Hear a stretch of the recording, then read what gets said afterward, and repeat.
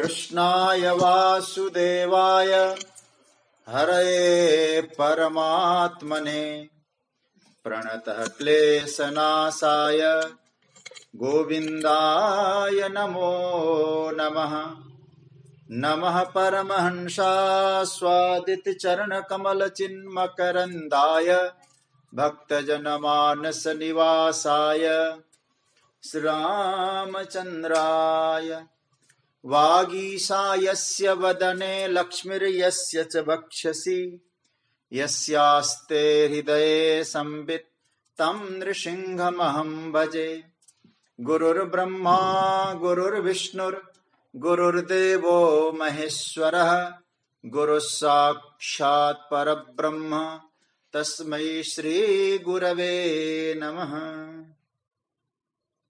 भगवत चरण कमलानुरागी सभी आत्मीय स्वजन प्रियजन, आप सभी को मेरा प्रणाम, वंदन, अभिनंदन, राधे राधे, जय श्री कृष्ण। स्वाध्याय परिवार के हम सभी प्रभु प्रेमी जन भगवान की मंगलमय उपस्थिति का अनुभव करते हुए श्रीमद् भगवत गीता पर महापुरुषों की वाणी का चिंतन करते हुए हम लोग यात्रा कर रहे हैं।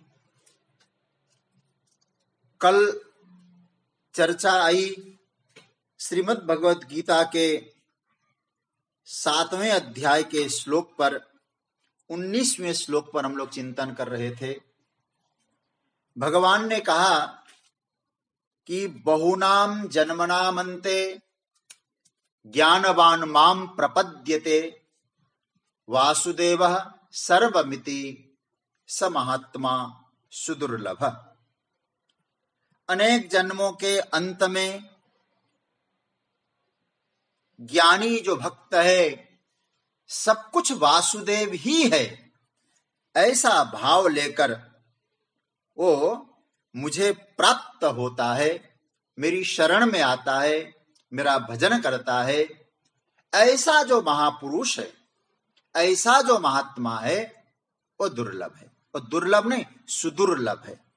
इसकी हम लोगों ने कल प्रारंभ की थी। आइए, जैसे श्रीमद् भगवत गीता में मैं कई बार संकेत में भी कहता हूं, कुछ श्लोक ऐसे हैं जो बड़े ही महत्वपूर्ण के माने जाते हैं। कुछ श्लोकों को हम एकत्रित करें, ये महत्वपूर्ण श्लोकों को, उसमें एक श्लोक यह भी होता है जो 19वां श्लोक है।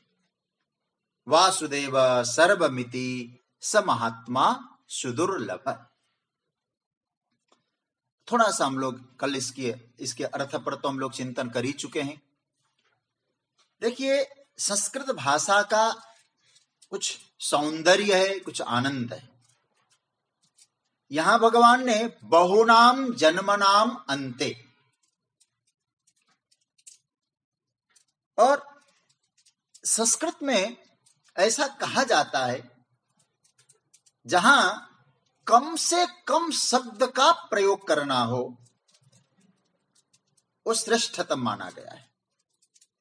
एक शब्द सुप्रयुक्तः सम्यक्तः स्वर्गे लोके च कामधुक् भवति। एक ही शब्द व्यापक विस्तार करने की कोई आवश्यकता नहीं, क्योंकि जन्मनाम जो शब्द है ऑलरेडी बहुवचन का है। लेकिन भगवान ने एक और शब्द जोड़ दिया, बहुनाम जन्मनाम, अनेक जन्मों के अंत में।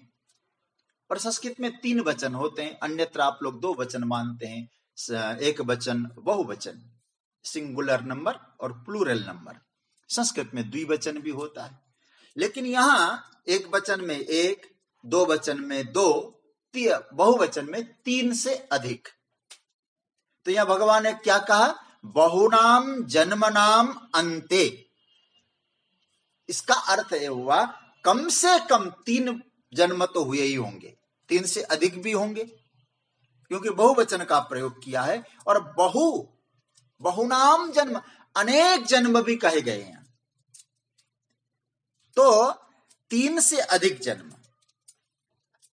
तो इसका अर्थ क्या है? जो भाव भगवान बताने जा रहे हैं, सर्वत्र ब्रह्म दर्शन वाला जो पवित्र भाव है, वो केवल एक जन्म का प्रतिफल है, ऐसा नहीं समझना चाहिए। 2 जन्म का है ऐसा नहीं, बहुनाम जन्म नाम। और हमारे महात्माओं ने तो कहा, अनेक 84 लाख योनियों का परिभ्रमण करते करते जब मनुष्य योनि प्राप्त हुआ, तो उन अनेक जन्मों के अंत में जो मनुष्य बन के आया, वो मनुष्य जन्म में साधक जब कौन सी स्थिति? भगवत भक्ति भाव से सर्वत्र वासुदेव का दर्शन करता है। फिर क्या होता है? सर्वम वासुदेव इति, सब वासुदेव ही है। जैसे ईशावास्य उपनिषद में, ईशावास्यम परमात्मना आच्छादनीयम, जगत परमात्मा से आच्छादनीय। वेद ने कहा, उपनिषद ने कहा, सर्वम खलविदम ब्रह्म। एक बार माला जपने से, राम राम करने से ये अवस्था तुरंत आने वाली नहीं है सज्जनों। बहुनाम जन्म नामन्ते। और देखिए, ऐसा जो भाव है, इस भाव से जो मेरे शरण में आता है, मेरी भक्ति करता है, स महात्मा, ऐसा जो महात्मा है वो सुदुर्लभ है। केवल दुर्लभ नहीं, सुदुर्लभ है। जगतगुरु शंकराचार्य ने अपने भाष्य में बहुत अच्छा सूत्र दिया इसको। बहुनाम जन्मनाम ज्ञानार्थ संस्काराश्रयाणाम अंते। देखिए क्या आनंद है। अनेक जन्मों का ज्ञान पिपासा करते करते जब अंतिम समय में आए, अंत में मतलब ज्ञान के पिपासु, ज्ञान के जिज्ञासु बनने के बाद जब आपके जीवन में अवस्था आती, अनेक जन्मों के ज्ञान जिज्ञासा के बाद, इस श्लोक में भगवान ने अपनी प्रपत्ति का वर्णन किया, अपनी शरणागति का वर्णन किया। और यहां शरणागत शब्द का प्रयोग न करके भगवान प्रपद्यते, प्रपत्ति का शब्द का। और वैष्णवाचार्यों ने इस प्रपत्ति का बहुत महत्व बताया है। प्रपत्ति का तात्पर्य होता है कि परमात्मा ही साधक को पकड़ ले, ये प्रपत्ति है। एक महापुरुषों का अपना चिंतन है।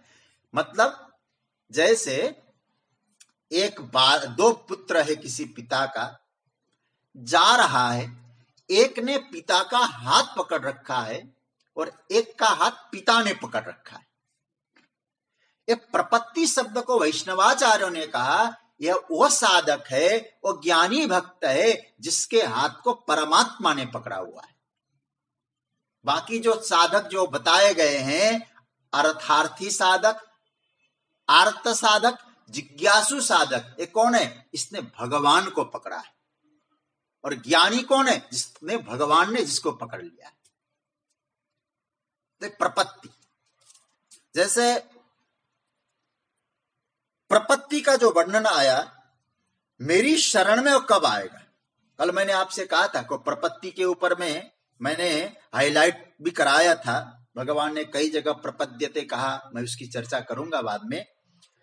भक्त कब परमात्मा के प्रपत्ति को स्वीकार करता है, शरणागत होता है, प्रपत्ति को प्राप्त पाता है। ध्यान देना, जब तक यह प्रपत्ति नहीं होती, शरणागति नहीं होती, तब तक जीवन में अध्यात्म मार्ग की जो यात्रा है असंभव है। और प्रपत्ति भी 2 प्रकार की, साधन प्रपत्ति और साध्य प्रपत्ति। बहुत ध्यान से समझना। साधन प्रपत्ति क्या है? वो परमात्मा को पकड़ने की कोशिश कर रहा है, अभी पूरी तरह से पकड़ा नहीं। लेकिन एक बात जरूर है, ये आर्त अर्थार्थी जिज्ञासु से ऊपर है साधन प्रपत्ति। कैसे? देखिए, वो आर्त की तरह नहीं, अर्थार्थी की तरह नहीं, जिज्ञासु की तरह नहीं। उसको न संसार से मतलब है, उन सब से तो ऊपर उठ चुका है। परमात्मा को वो पकड़ने की पूरी कोशिश कर रहा है। लेकिन साध्य प्रपत्ति क्या है, अब परमात्मा ने पकड़ लिया। आर्ता अर्थार्थी जिज्ञासु से ऊपर उठ गया है, वो साधक साधन प्रपत्ति है, और परमात्मा ने पकड़ लिया वो साध्य प्रपत्ति। तो साधन प्रपत्ति साध्य प्रपत्ति ये दोनों आपने समझ लिया, लेकिन ध्यान देना, साधन प्रपत्ति आवश्यक है तब साध्य प्रपत्ति की प्राप्ति होती है। अब हमें कुछ और नहीं चाहिए, सरकार मैं तेरे में आया हूं, न आर्त है न अर्थार्थी न जिज्ञासु है। जब चारों तरफ से ऊपर उठ गया और ठाकुर जी को पकड़ रहा है, तो साधन प्रपत्ति सिद्ध होते ही साध्य प्रपत्ति हो जाती है, भगवान पकड़ लेते हैं। अध्यात्म मार्ग की यात्रा में साधन प्रपत्ति की भी आवश्यकता है। आत्मकल्याण की कोई भी प्रवृत्ति संभव तब तक नहीं है जब तक हमारे जीवन में प्रपत्ति नहीं। मैं आपको एक और बात कहूं, जो प्रपत्ति है ना, उस प्रपत्ति में तीन बातें बहुत आवश्यक है। तीन बातें मैं साधारण रूप से बात आपके सामने बात रख रहा हूं, क्योंकि श्लोक बड़ा महत्वपूर्ण है, इसलिए कुछ चिंतन करने का मन हो रहा है। तीन बातें बहुत जरूरी है। पहली बात, आप किसी भी प्रकार की शरणागति में की बातें आप लें, वहां तीन बातें आवश्यक हैं, और इस प्रपत्ति में तो है। पहली बात, आप जिसकी साधना में प्रपत्ति ले रहे हैं वह है, दृढ़ निश्चय हो और उसमें श्रद्धा हो। प्रपत्ति को साध्य प्रपत्ति सिद्ध करना है तो आवश्यक है। और परमात्मा की शरणागति का पहला जो सूत्र है, उस सूत्र का नाम है परमात्मा है। ये दृढ़ निश्चय होगा कि नहीं, इतने दिन से माला जप रहे, माला घिस गई, अभी तक अनुभूति तो हुई नहीं हमको। हाँ होंगे, संत और शास्त्र तो कहते रहते हैं, ये तो झूठ तो बोलेंगे नहीं, हमने देखा तो ऐसा ऐसा कुतूहल भाव। क्या करें, न मानने से शायद कोई नुकसान हो या न हो, लेकिन मानने से भी तो कोई नुकसान नहीं है, चलो मान लेते हैं। ये नहीं, वो है, नित्य है, और कैसा है, वो मेरा है, अपना है। साधना में पहला सूत्र चाहिए, वह है, वह मेरा है। दूसरा, वो मुझे प्राप्त हो सकता है, वह है, मुझे मिल सकता है, प्राप्त हो सकता है। ये दूसरा सूत्र चाहिए। तीसरा, मैं उसको पाने का उसको खोजने का, उसको ढूंढने की क्षमता रखता हूं, योग्यता रखता हूं। देखो भाई, साधना की बात आपसे कहूं, मैं मूर्ख खल कामी, इससे काम नहीं चलने वाला है। आप यदि वहां भगवान की शरणागत में होकर परमात्मा सर्वस्व जानकर भी अपने आप को मूर्ख ही, खल ही, कामी ही कहते रहेंगे, तो भगवान के औदार्य का, भगवान का दृष्टि का, प्रभु की कृपा का क्या महत्व रहा। इसलिए जो आरती गाते हैं ना, मैं सेवक तुम स्वामी, यहां तक तो ठीक है, लेकिन आगे जोड़ देते मैं मूर्ख खल कामी। पता नहीं वो लिखा तो है नहीं, ऊपर से जोड़ दिया गया है, पापो हम पाप कर्मा। आत्मनिंदा, आत्म तिरस्कार, ऐसे रोते हुए साधक अपने आप को कोसने से परमात्मा नहीं मिलते। विश्व के हमारे ऋषियों ने घोषणा की है, शृण्वन्तु विश्वे अमृतस्य पुत्रा। अरे संसार के लोगों सुनो, हम सब अमृत के पुत्र हैं, अमर के संतान हैं। जीवेम शरद सतम, हम आनंद पाने आए हैं, उसको प्राप्त करने आए हैं। मेरे हाथ में कौन है, अयम में हस्तो भगवान, अयम में भगवत्तर। तो तीन बातें आ गई। भगवान है, वो मेरा है, मुझे वो मिलेगा, मैं उसको पाने की क्षमता है मुझ में। ये तीन बातें प्रपत्ति में आनी चाहिए। और एक बात समझना, इन तीनों में से किसी एक बात की कमी भी हो जाए तो व्यक्ति इस प्रपत्ति, साधन प्रपत्ति से आगे बढ़ ही नहीं सकता है। अब मैं एक बात और कहूं, व्यक्ति संसार को छोड़कर, भौतिक साधनों को छोड़कर परमात्मा की प्राप्ति में आगे निकलने की कोशिश करे तो बहुत कठिन है। पहली बात तो जो एक कहते हैं कि भगवान की खोज कैसे करें, संतों ने कहा कि परमात्मा की शरण लो, सब अच्छा होगा, सब कुछ छोड़ के वहां जाओ, सब ठीक। एक बड़ा कठिन है। और भगवान की शरण कैसे पहुंचे हम वहां? यदि कुछ लोग यात्रा अपनी प्रारंभ भी करें तो उनमें कभी कभी तीन बातों में से एक दो बातों की कमी रह जाती। अतः यात्रा या तो प्रारंभ नहीं कर पाते या बीच में रुक जाता है। कौन कौन सी? वह है, वह मिल सकता है, पाने की योग्यता है। ये हो जाए तो प्रपत्ति, साधन प्रपत्ति सफल हो जाए तो साध्य प्रपत्ति की यात्रा में चले जाएंगे। भगवान ने एक बात आपसे कहूं, देखिए श्रीमद् भगवत गीता के 15वें अध्याय का ये चौथा ही श्लोक है। बड़ा सुंदर भाव, मुझे श्लोक बहुत प्रिय है। भगवान क्या कह रहे हैं?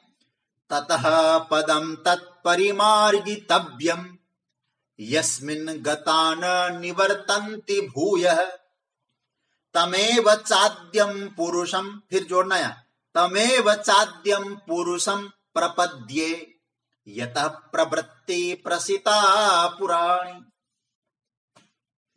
क्या सूत्र है! कहते हैं उस परमात्मा की शरण में जाओ और क्या करो? परिमार्गितव्यम। अब इस सूत्र पे जरा ध्यान देना, आप लोग गीता के चिंतक हैं। मृग अन्वेषणात्मक धातु है। अन्वेषण, खोजना। मैं उसे खोज सकता हूं क्योंकि भगवान स्वयं पुरुषोत्तम योग में कह रहे हैं परिमार्गितव्यम, उसे खोजना ही चाहिए अर्जुन। और मैं आपसे एक बात कहूं, किसको खोजेंगे आप? जो है उसको खोजेंगे या जो नहीं है उसको खोजेंगे? खोज होता, पहले आप तो सोचिए हम किस चीज की खोज करते हैं? जो होती ही नहीं उसकी तो हम खोज नहीं करते।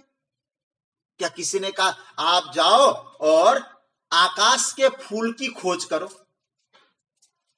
वेदांत की बात कहूं, आकाश में फूल होता ही नहीं। कोई कहे नहीं नहीं नहीं, खरगोश के सींग की खोज करो। अब आप लोगों ने खरगोश के सींग देखे हैं क्या? बोले नहीं। तो इसका अर्थ क्या है? जो है ही नहीं उसकी खोज करने के लिए तो कभी शास्त्र कहेंगे नहीं आपको। यदि वो खोज करने जाएगा जो है ही नहीं तो मिलेगा तो नहीं। लेकिन भगवान क्या कहते हैं? उसकी खोज करो। इसका सीधा सा अर्थ है उसी की खोज करनी होती है। और एक बात मैं इस प्रसंग पे परम पूज्य प्रातस्मरणीय ब्रह्मलीन स्वामी रामसुखदास जी महाराज के शब्दों को रखना चाहूंगा। कभी चर्चा में आई होगी बात, भगवान को निर्माण करने की जरूरत नहीं है, भगवान को खोज करने की जरूरत है। निर्माण तो उसका करेंगे जो पहले से नहीं होता है, जो खोज है उसकी करते हैं जो पहले से होता है। जैसे, और खोज भी दो प्रकार से। एक चीज, कोई आपने माला कहीं रख दिया, खो गई माला, आप खोज रहे हैं। परमात्मा की खोज ऐसी खोज नहीं है। परमात्मा की खोज कैसी है अपने पास। जैसे अपनी पहनी हुई माला हम खोज रहे हैं बाहर। तो भगवान तो नित्य है, शाश्वत है, हमारा है, हमारे साथ है, उसकी खोज कर परिमार्गितव्यम। तो कहने का अर्थ है कि हमें खोज करना है। भगवान कहते हैं ततः पदम तत्परिमार्गितव्यम तम आदि पुरुषम प्रपद्ये, जिससे यह प्रवृत्ति प्रसृता, यह संसार को विस्तार किया है, उसे खोज करें। सज्जनों, ईश्वर पर श्रद्धा रखकर उसका ध्यान करते हुए जो इस प्रपत्ति के मार्ग में चलता है, भगवान कहते उसके अनेक जन्म हो सकते हैं खोज करने की यात्रा में। क्योंकि पहले भी हम लोग सुन चुके हैं ना, मनुष्याणाम सहस्रेषु कश्चित् यतति सिद्ध। आपने खोज किया, खोज करते ही परमात्मा मिल जाए नहीं, हो सकता है खोज करते करते इस जन्म में न मिले, दूसरे जन्म में मिले। इसलिए शंकराचार्य भगवान कहते हैं तुम्हारे में जो ज्ञान संस्कार के द्वारा जिज्ञासु बनकर स्वस्वरूप के अनुसंधान की यात्रा में गए हो, तो शायद अनेक जन्मों के बाद उसका फल मिल सकता है, लेकिन वो फल जो मिलेगा वो गजब का फल, निष्फल नहीं होगा। कैसा? इन खोज की यात्रा में भगवान कहते बहुनाम जन्मनाम अंते, उसके बाद फिर क्या होगा? वासुदेव सर्वम की भावना से प्रभावित हो जाएगा भक्ति मार्ग। और मैं तो कहूंगा यह तो ज्ञानवान माम, ज्ञानी भक्ति की चर्चा है, ज्ञानी भक्त की चर्चा है। सच्ची बात तो कहें, ये शिखर का अनुभव है, परम दिव्यता का अनुभव है। सब कुछ भगवान वासुदेव है, एक तुरंत नहीं मिलता। बहुनाम जन्म नामंते, जो वस्तु, जो व्यक्ति, जो परिस्थिति, जो घटना, जो विचार हमारे संसर्ग में आए, उन सब में हम वासुदेव का दर्शन करें।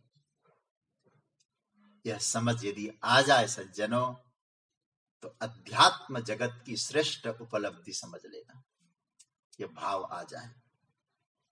देखो वेद ने भी क्या कहा, पुरुष ए वेदगुं सर्वम जदभूतम जच्च भाव्यम इदम पुरुषम इदम सर्वम पुरुषम एव। यह सब जगह परमात्मा है। उतामृतत्व से शानो जदन्ने नातिरोवति, सर्वत्र हुआ है। अर्थात एक सब जगह वासुदेव का अनुभव क्या है? देखो मैं तीन बातें कह दूं, अहम, इदम, तत्। अब इसको आप लोग समझ जाएंगे। तत् मतलब भगवान, इदम मतलब क्या हुआ? जिसको आप उंगली से दिखा सकते हैं, उसका नाम है इदम। यह जगत, यह शरीर, इदम से कह दे ना, यह अंगुली निर्देश्या इदम।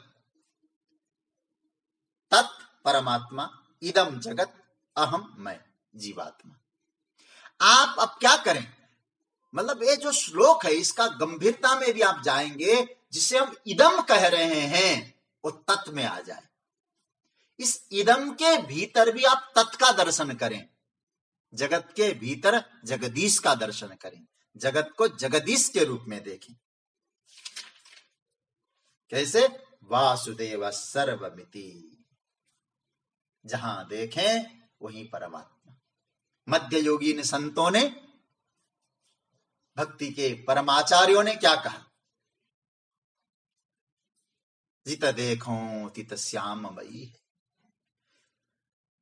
एक पंक्ति आपको सुना दूं, श्रुति को अक्षर श्याम देखियत, दीप शिखा पर श्याम तई है, नरदेवन की कौन बात है, अलख ब्रह्म छवि श्याममयी, जित देखो तित श्याममयी। अरे भाई, काले अक्षरों में भी कन्हैया के दर्शन होते हैं। यहां विचारें सज्जनों, वासुदेव सर्वम। अब मैं आपको एक और बात आपको सुनाना चाहूंगा, इसलिए मैं बीच बीच में कभी संस्कृत का पुट लाता हूं ना, तो आपको अच्छा भी लग सकता है। देखो, वासुदेव सर्व है, वासुदेव शब्द एक है और सर्वम शब्द दूसरा है। अब आप जरा देखिए, वासुदेव शब्द संस्कृत में पुल्लिंग है, और सर्वम जो शब्द है वो नपुंसक लिंग है। और भाषा की एक व्यवस्था होती है, पुल्लिंग के साथ पुल्लिंग जोड़ो, नपुंसक के साथ नपुंसक लिंग जोड़ो। और यदि भाषा वैज्ञानिकों की दृष्टि से देखें तो पुल्लिंग और नपुंसक लिंग साथ साथ कैसे जोड़ेंगे आप? तो और कोई गड़बड़ी नहीं हो सकती थी। वेदव्यास जी जैसे महापुरुष लिख सकते थे, वासुदेव सर्व इति स महात्मा सुदुर्लभ। आप बात समझ रहे होंगे, सर्वम नहीं सर्वः, सर्व लिख देते, सर्वम तो नपुंसक है। इधर तो आप वासुदेव को पुल्लिंग पुल्लिंग है और सर्वम नपुंसक लिंग है, ऐसा क्यों? छंद भी भंग नहीं होता, वासुदेव सर्व इति स महात्मा सुदुर्लभ। लेकिन हमारे आचार्यों ने बड़ा सुंदर चिंतन किया है। देखिए, सर्व शब्द में जो नपुंसक लिंग है, ऐसा प्राय आचार्यों का मत है, उसमें सब कुछ डालना है भगवान को, वेदव्यास जी को। क्या क्या डालना है उसमें? उसमें स्त्री पुरुष स्थावर जंगम सब कुछ जो दिखाई दे रहा है, प्रकृति में जो कुछ है उन सबको यदि हमें डालना है तो सर्व से काम नहीं चलेगा। सब कुछ है स्थावर जंगम, इसलिए भगवान ने कह दिया सर्वम, वह सब कुछ समाविष्ट कर दिया, इसलिए वासुदेव सर्वम। अब एक शब्द नया आया है, अभी कई लोगों के मन में संशय हो सकता है, होना भी चाहिए। यह भगवान ने क्या, वासुदेव सर्वम, वासुदेव शब्द आया, अब इसको भी समझ लेंगे तो अच्छा लगेगा आपको। देखिए भाई, हम लोग वासुदेव शब्द का अर्थ क्या करेंगे? वासुदेव शब्द का अर्थ संस्कृत में होता है वसुदेव के पुत्र, उनका नाम होता है वासुदेव, तो श्री कृष्ण हुआ। हमारे पाणिनि व्याकरण के अनुसार वसुदेवस्य अपत्यम पुमान इति वासुदेवः, ऐसा आदि यश को वृद्धि हो जाएगा, वासुदेव हो जाएगा। अब यहां जरा सोचिए, कौन हुआ? श्री कृष्ण। यह अर्थ ठीक है, ले सकते हैं, यह सही है, लेकिन जो मैं आपको कुछ बातें सुनाने जा रहा हूं, आप कृपया इस बात को अन्यथा मत लीजिएगा, मेरे इस अर्थ को अन्यत्र भी मत ले जाइएगा। भगवान का नाम वासुदेव है, इसमें मैं कोई छेड़छाड़ नहीं कर रहा हूं, लेकिन हमें थोड़ा समझना है। हमारे यहां एक मंत्र आता है, उस ओ मंत्र से संभवतः आप लोग अपरिचित नहीं है। ओम नमो भगवते वासुदेवाय, इस मंत्र से सभी, ये द्वादशाक्षर मंत्र है। अब इस मंत्र का संबंध कहां से, आपको ये भी मालूम है। ध्रुव जी की माता सुनीति, उनकी विमाता सुरुचि, सुरुचि ने कुछ कटु वचन कहा, मां की आज्ञा से श्री ध्रुव जी महाराज भगवान की साधना के लिए चले गए। मार्ग में नारद जी मिले, दृढ़ भावना से जा रहे थे। मुझे कभी कभी लगता है दृढ़ भाव से आप लोग जाएं, साधक निश्चित रूप से इस प्रकार का साधक बन जाए, सामने गुरुदेव तो अपने आप प्रकट हो जाते हैं। तो अब हम लोग जानते हैं कि वहां देवर्षि नारद से चर्चा हुई ध्रुव जी की। पहले तो परीक्षा की नारद जी ने, और दृढ़ निश्चय देखा कि मुझे भगवान को पाना है, प्रभु प्राप्ति के लिए मैं जा रहा हूं। देवर्षि नारद ने उनको एक मंत्र प्रदान किया, ओम नमो भगवते वासुदेवाय। और इस मंत्र की बड़ी महिमा बताई है भागवत में। जप्यश्च परमो गुह्यो श्रूयताम में नृपात्मज यम सप्तरात्रम प्रपठन पुमान पश्यति खेचरा। इसकी महिमा तो ध्रुव जी के लिए क्या, नारद जी कहते हैं, हे ध्रुव, इस मंत्र का जो 7 रात्रि तक 7 दिन लगातार अनुष्ठानिक रूप से इसका जप करेगा, उसको आकाश में विचरने वाले देवताओं के दर्शन तो होने ही लग जाएंगे। पुमान पश्यति खेचरान, खेचरंती देवता, उनका दर्शन हो जाएगा। अब हमें यह विचार करना है, नारद जी महाराज ने जो ध्रुव जी को मंत्र दिया, कब दिया? भगवान श्री कृष्ण द्वापर में अवतार लिए, द्वापर के बहुत वर्ष, हजारों वर्ष पहले, युगों पहले ये मंत्र दिया। बुरा नहीं मानना आप लोग, फिर कह दो। अब ये जो मंत्र दिया, यदि इस मंत्र का अर्थ, वासुदेव का अर्थ केवल कृष्ण ही करेंगे, तो भगवान पूर्ण पुरुषोत्तम श्री कृष्ण का अवतार तब तो नहीं हुआ था वसुदेव जी के घर में। अब जरा सोचिए, फिर कौन सा मंत्र? फिर यह वासुदेव का अर्थ क्या है? फिर पूर्ण पुरुषोत्तम का अवतार भी नहीं हुआ, फिर वहां वासुदेव की चर्चा। एक बात और कह दूं मैं आपसे, एक और मैं प्रमाण खोज के लाया हूं, आपको अच्छा लगेगा शायद। यह है रामचरितमानस के बालकांड में, जब मनु और शतरूपा तपस्या करने चले गए गोमती के तट पर। वहां गोमती के तट पर जब तपस्या कर रहे थे, कौन सा मंत्र उन्होंने जप किया? रामावतार। और मनु शतरूपा राम जी के अवतार से पहले ही कौन सा मंत्र लिखा है स्पष्ट देखिए, 12 अक्षर मंत्र पुनि जप ही सहित अनुराग, वासुदेव पद पंकरुह दंपति मन अति लाग। अब तर्क कर सकते हैं आप, भगवान वासुदेव के चरणों में उनकी मति लगी हुई है, और उस 12 मंत्र ओम नमो भगवते वासुदेवाय उन्होंने जप किया, और वासुदेव में उनका प्रेम है। अब आप थोड़ा सा चिंतन करना है, बहुत सुंदर भाव में आपके सामने रख रहा हूं। तो अब वो जो वासुदेव सर्वमिति हम लोग कहेंगे, वासुदेव का अर्थ कृष्ण ही है। तो कभी कभी मन में शंका होती है, तो पहले से मंत्र है तो ठीक है, हम लोग भगवान श्री कृष्ण के भक्त हैं, हम तो कहेंगे हमारे कन्हैया तो अनादि है।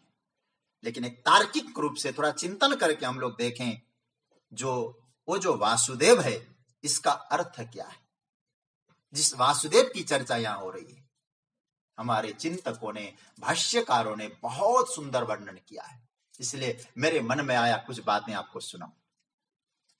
देखिए, वासुदेव शब्द का अर्थ पहले तो हम ये करेंगे, वसति सर्वस्मिन् इति वासु, तस्य देवः वासुदेवः। जो सब जगह बसता है, निवास करता है, उसका नाम है वासु। जो सब जगह बसता है, जो सब जगह बसता है वह वासु, वह है देव जिसका, वो वासुदेव। तस्य देव, देव। मुझे आज कुछ आचार्यों की टीका देखने का मन हुआ। हालांकि ठाकुर जी की कृपा से प्रतिदिन स्वाध्याय में कुछ देखता हूं अध्ययन करते समय।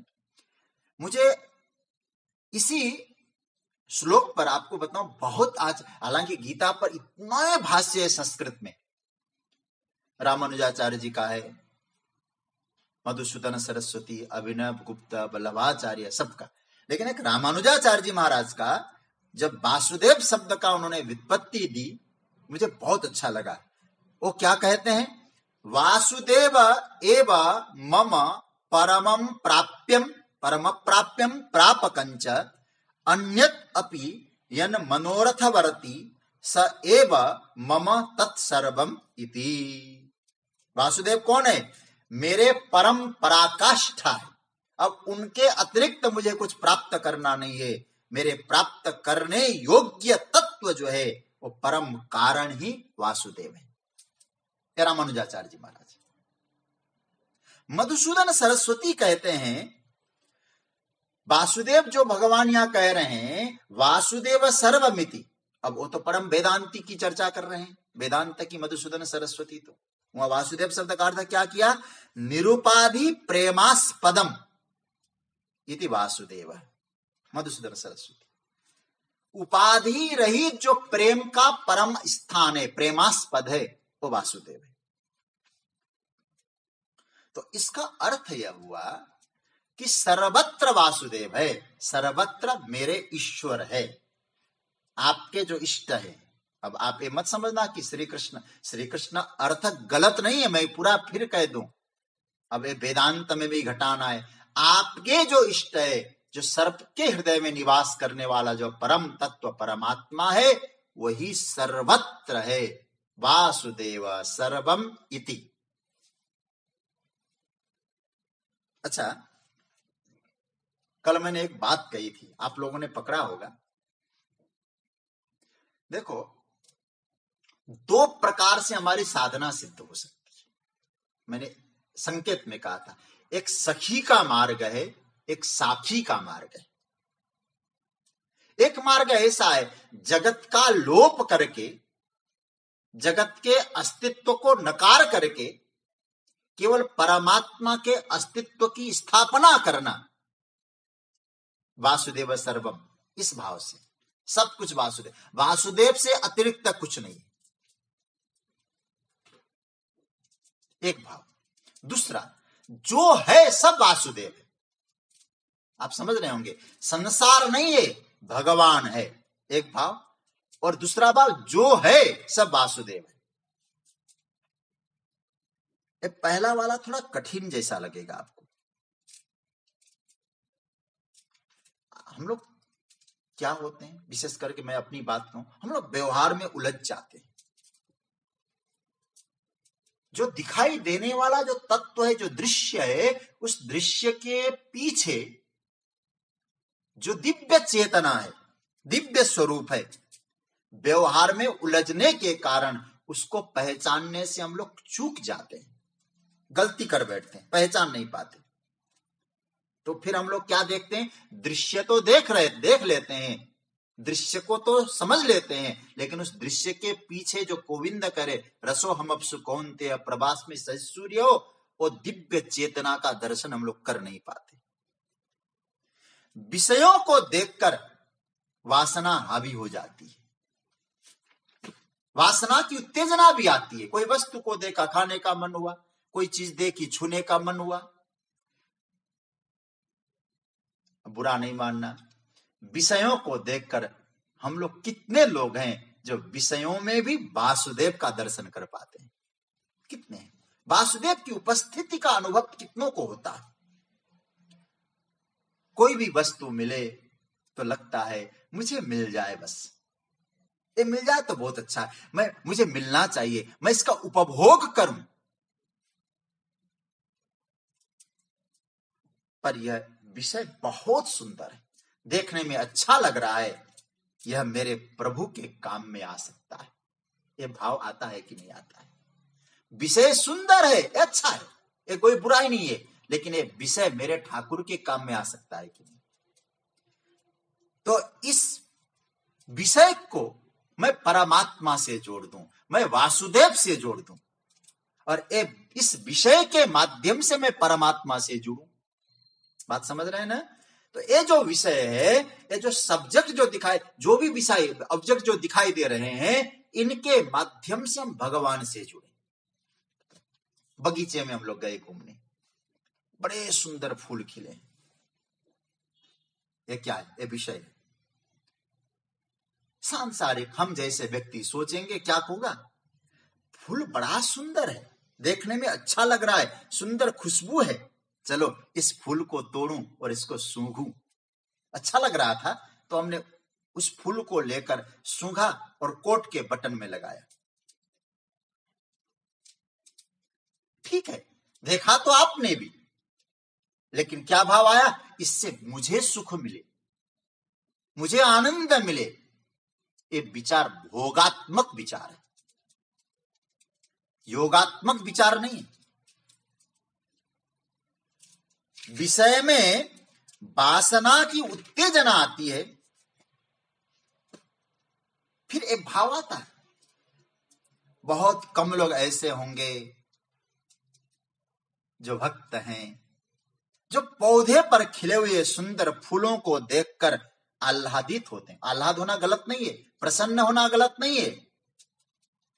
आह्लाद करेगा, प्रसन्न होगा, सुंदरता का दर्शन करेगा, कहेगा वाह क्या सुंदर।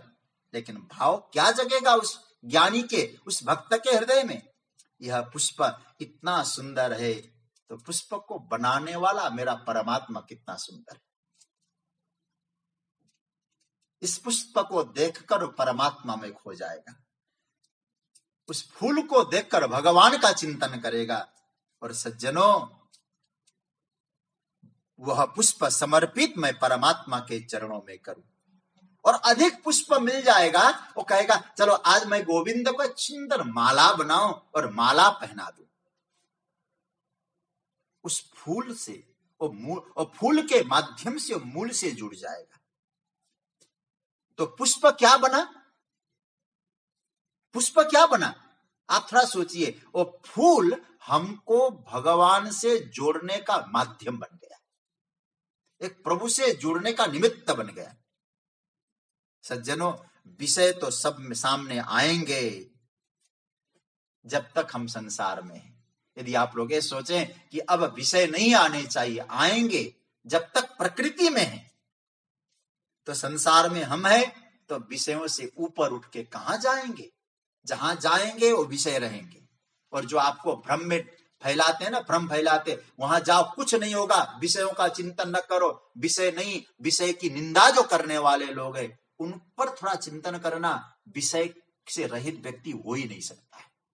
भोजन भी करना है, भोजन विषय है,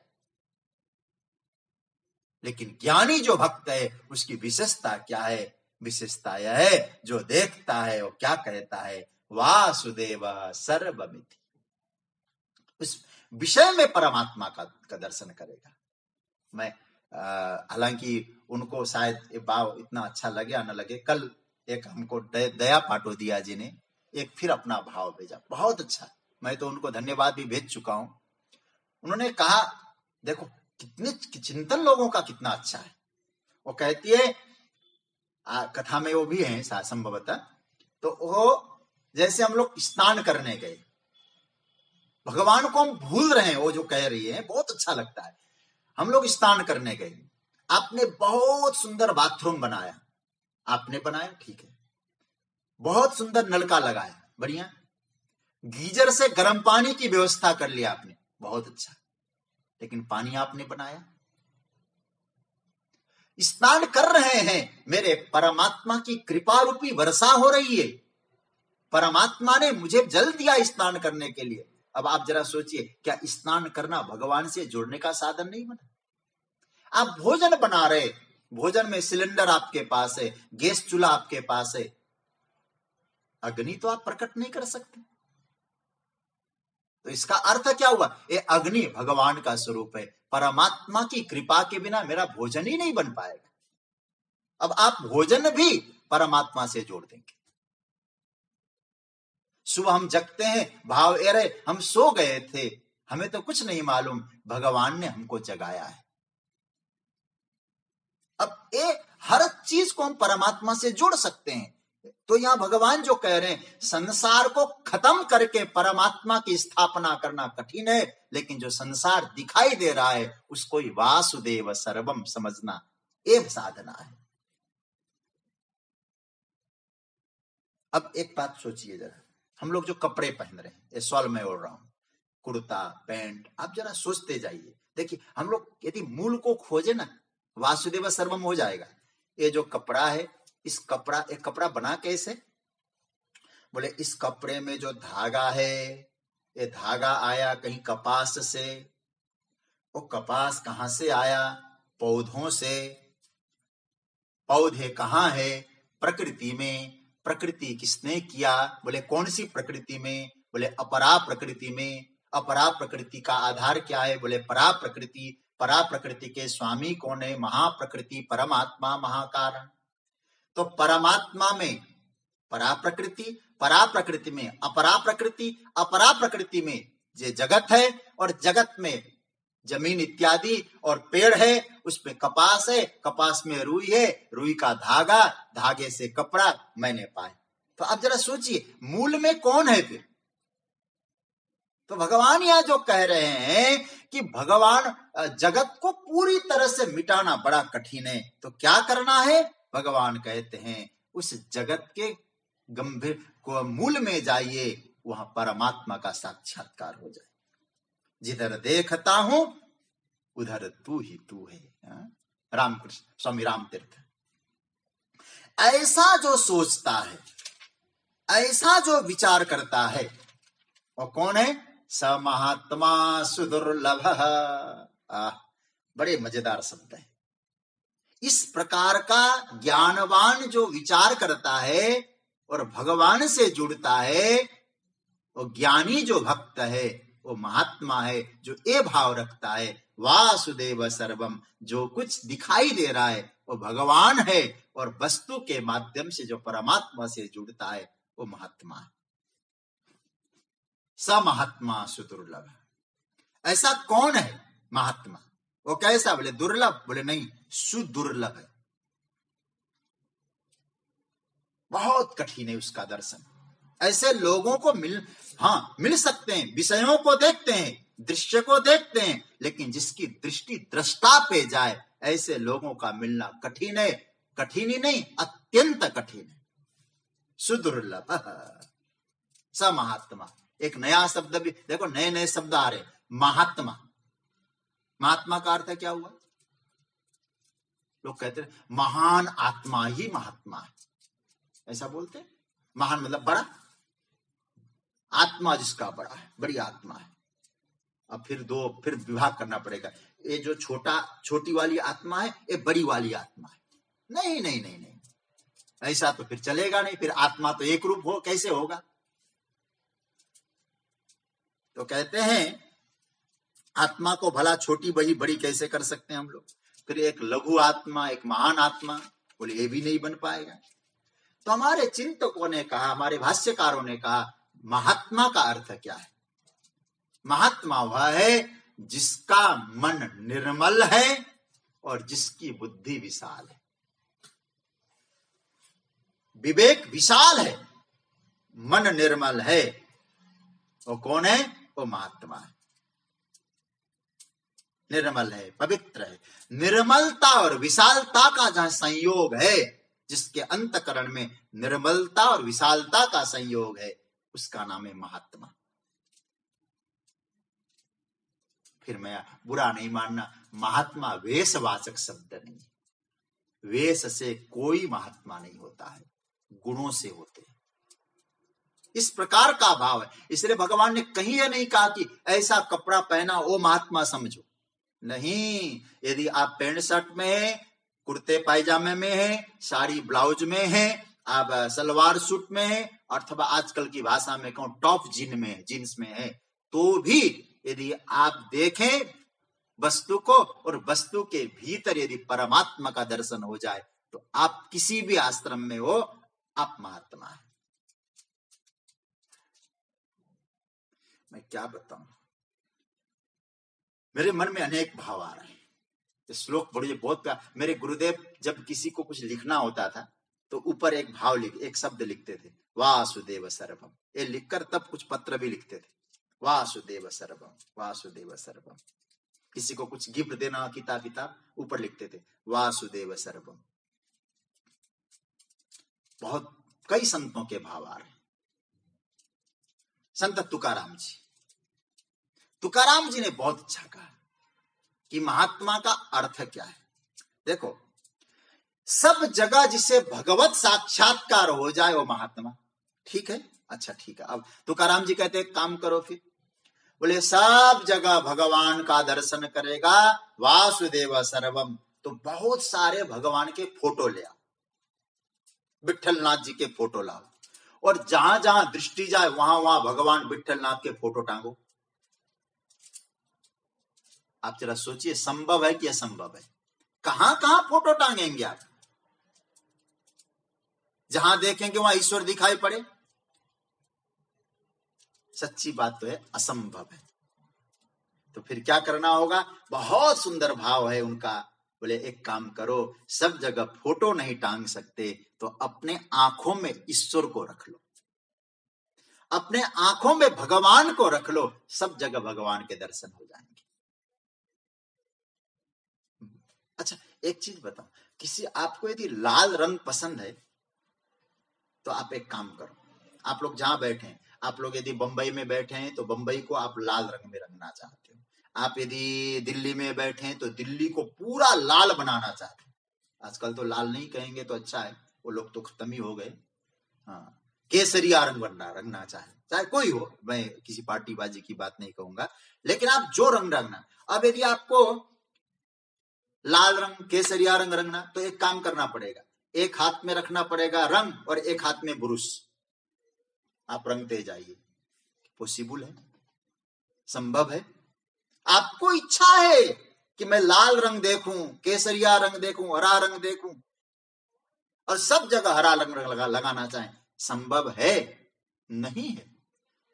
ये भी तो हो सकता है आपको तो लाल रंग देखने का मन हो रहा है, दूसरे को नीला, दूसरे को हरा, फिर क्या करेंगे आप? तो सच्ची बात तो यह है, एक काम करिए ना, आपको लाल रंग देखने का इच्छा है, लाल रंग वाला कांच वाला जो चश्मा है वो आप पहन लो। नीले रंग का जो चश्मा है, नीले कांच का जो चश्मा है वो पहन लो, आपको नीला रंग दिखाई देगा, न कहीं रंगने की जरूरत है। तो आप सृष्टि को बदल नहीं सकते हैं, अपने नेत्रों में परमात्मा को स्थापित कर दें। परम पूज्य प्रातः स्मरणीय गोलोकवासी श्री डोंगरे जी महाराज एक उदाहरण दिया करते थे कि एक बार एक बहुत जहां हरियाली थी वहां एक घोड़ा था, उस घोड़े हरियाली जगह कहीं है तो वहां से उसको बेच दिया गया। एकदम एक तरह से मतलब राजस्थान में भी कहा जहां मरुभूमि, बारिश नहीं होती, चारों तरफ कहीं हरियाली का नामो निशान नहीं, उस घोड़े को वहां बेच दिया, वहां पहुंचा दिया गया। अब वो बेचारा परेशान, घोड़ा घास ही न खाए, हरे रंग में रंगा, हरे घासों में चरा हुआ घोड़ा अब वहां जाके क्या करेगा, घास खाने का। तो किसी से कहा कि अब तो महाराज ऐसा लगता है इस घोड़े से घोड़ा न मरे, हत्या का पाप न लगे, मुझे लगता है चाहे कुछ भी खर्चा हो वापस वहीं पहुंचा दूं, मरियल सा हो गया। क्यों? बोले घास चरता ही नहीं। किसी समझदार व्यक्ति ने कहा एक काम करो, क्यों? घास ले आओ। बोले हरा रंग नहीं मिलता, हरा घास का चारा मिलता ही नहीं है। कहा कि हरे रंग का चश्मा पहना बना दो, घोड़े को लगा दो।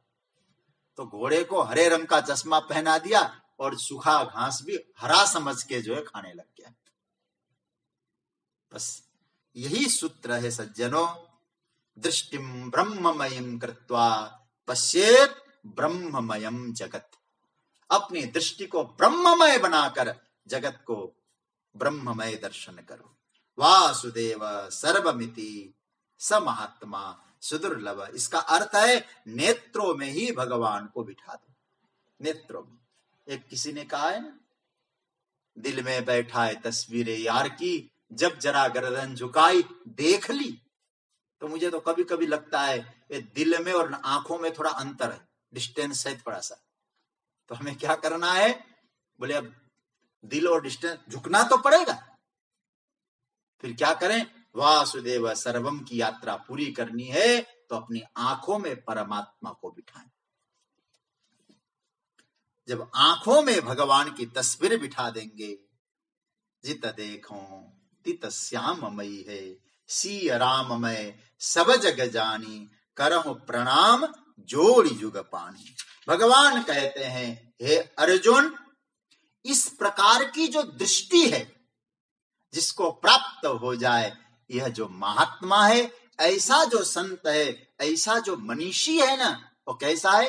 सुदुर्लभ, और बड़ा दुर्लभ है। क्योंकि एक बात और कह दूं मैं, नारद भक्ति सूत्र बहुत सुंदर, उस सूत्र का 39वां मंत्र है, 39वां सूत्र। वह क्या कहते हैं? महत् संगस्तु दुर्लभो अगम्यो अमोघश्च। कह के जो महात्मा जो भगवान कह रहे हैं, ऐसे महात्माओं का संग पाना ये दुर्लभ है। इसलिए यहां भगवान कहते हैं दुर्लभ, नारद जी भी कहते हैं दुर्लभ है। अच्छा दुर्लभ है? बोले हाँ। क्यों दुर्लभ है? क्योंकि पहली बात तो मिलना कठिन है, मिल जाए तो, ताकि अगम्य पहचानना कठिन है। क्योंकि हम लोगों ने महात्मा को वेश से पहचानना चालू किया है, ऐसे रंग के कपड़े हो, ऐसा तिलक करते हो, इस प्रकार की माला पहनते हो, इस प्रकार के आश्रम हो।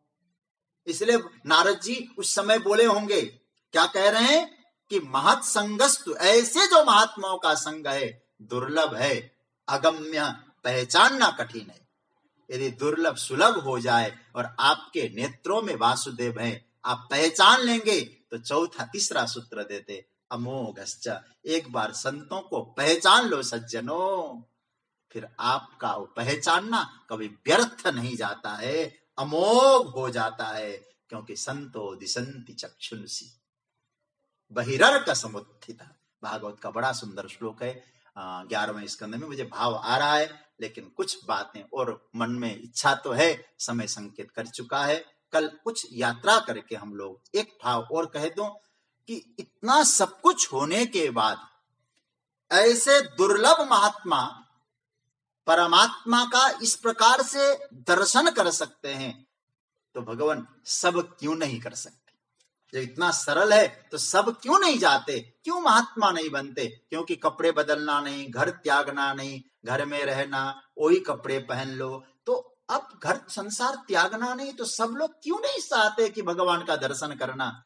इसका जो उत्तर है भगवान देते हैं आगे 20वें श्लोक में, उसकी चर्चा हम लोग कल करेंगे। आज की चर्चा को यहाँ विराम दे रहे हैं। कृष्णाय वासुदेवाय हरये परमात्मने प्रणतक्लेशनाशाय गोविंदाय नमो नमः। ओम शांति शांति शांति।